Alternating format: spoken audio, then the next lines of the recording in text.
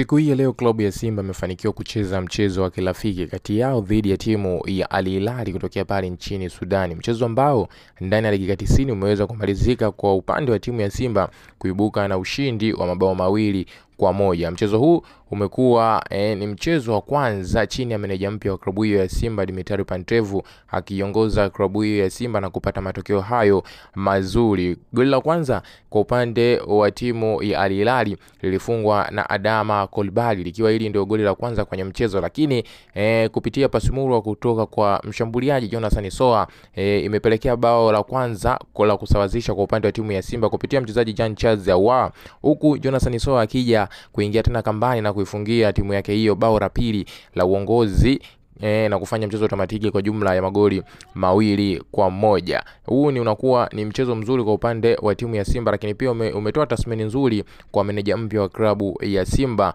kuelekea mechi za kiushindani ligi kuu na hata michuano ya klabu bingwa barani Afrika. Ni yapi maoni yako? Njoo tuambie kupitia sehemu hiyo ya comment na sisi tutajadili na wewe kupitia hapo.